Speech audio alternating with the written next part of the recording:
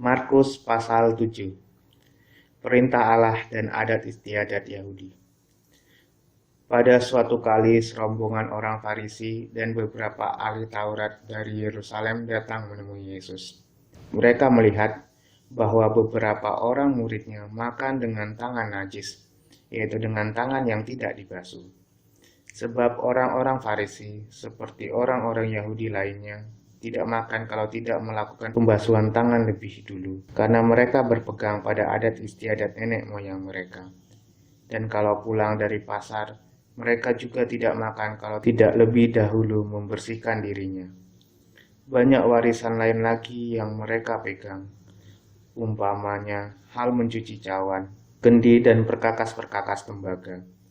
Karena itu, orang-orang Farisi dan ahli-ahli Taurat itu bertanya kepadanya, "Mengapa murid-muridmu tidak hidup menurut adat istiadat nenek moyang kita, tetapi makan dengan tangan najis?" Jawabnya kepada mereka, "Benarlah nubuat Yesaya tentang kamu, hai orang-orang munafik.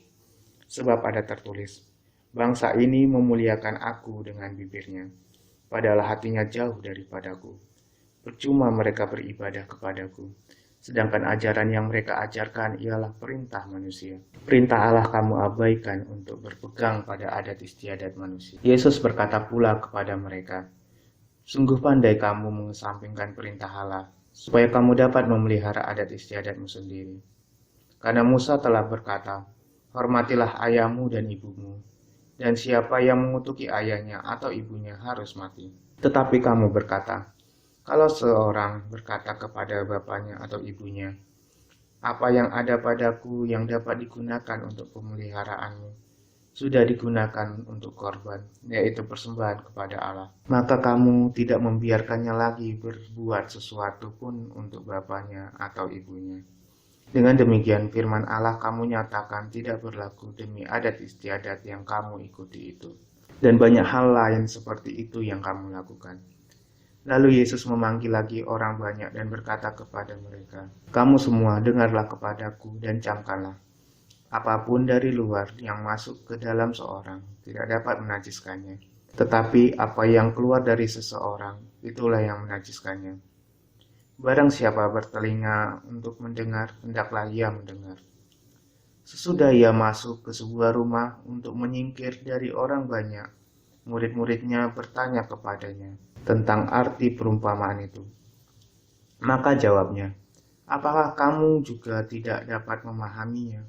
Tidak tahukah kamu bahwa segala sesuatu dari luar yang masuk ke dalam seseorang tidak dapat menajiskannya, karena bukan masuk ke dalam hati, tetapi ke dalam perutnya, lalu dibuang di jamban.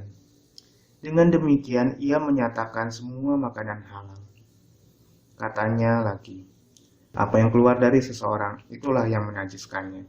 Sebab dari dalam, dari hati orang, timbul segala pikiran jahat, percabulan, pencurian, pembunuhan, perzinahan, keserakahan, kejahatan, kelicikan, hawa nafsu, iri hati, hujat, kesombongan, kebebalan.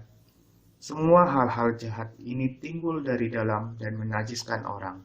Perempuan Sirofenisia yang percaya. Lalu Yesus berangkat dari situ dan pergi ke daerah Tirus. Ia masuk ke sebuah rumah dan tidak mau bahwa ada orang yang mengetahuinya. Tetapi kedatangannya tidak dapat dirahasiakan. Malah seorang ibu yang anaknya perempuan kerasukan roh jahat segera mendengar tentang dia, lalu datang dan tersungkur di depan kakinya. Perempuan itu seorang Yunani bangsa Sirofenisia. Ia memohon kepada Yesus untuk mengusir setan dari anaknya. Lalu Yesus berkata kepadanya, "Biarlah anak-anak kenyang dahulu, sebab tidak patut mengambil roti yang disediakan bagi anak-anak dan melemparkannya kepada anjing." Tetapi perempuan itu menjawab, "Benar Tuhan, tetapi anjing yang di bawah meja juga makan remah-remah yang dijatuhkan anak-anak." Maka kata Yesus kepada perempuan itu, "Karena kata-katamu itu, pergilah sekarang, sebab setan itu sudah keluar dari anakmu." Perempuan itu pulang ke rumahnya, lalu didapatinya anak itu berbaring di tempat tidur, sedang setan itu sudah keluar. Yesus menyembuhkan seorang tuli. Kemudian Yesus meninggalkan pula daerah Tirus dan dengan melalui Sidon pergi ke Danau Galilea. di tengah-tengah daerah Dekapolis. Di situ orang membawa kepadanya seorang yang tuli dan yang gagap dan memohon kepadanya supaya ia meletakkan tangannya atas orang itu. Dan sesudah Yesus memisahkan dia dari orang banyak, sehingga mereka sendirian, ia memasukkan jarinya ke telinga orang itu. Lalu ia meludah dan meraba lidah orang itu. Kemudian sambil menengadah ke langit, Yesus menarik nafas dan berkata kepadanya, Efata, artinya terbukalah. Maka terbukalah telinga orang itu, dan seketika itu terlepas pula lah pengikat lidahnya. Lalu ia berkata-kata dengan baik. Yesus berpesan kepada orang-orang yang ada di situ supaya jangan menceritakannya kepada siapapun juga. Tetapi makin dilarangnya mereka, makin luas mereka memberitakannya. Mereka takjub dan tercengang dan berkata, Ia menjadikan segala-galanya baik. Yang tuli dijadikannya mendengar, yang bisu dijadikannya berkata-kata.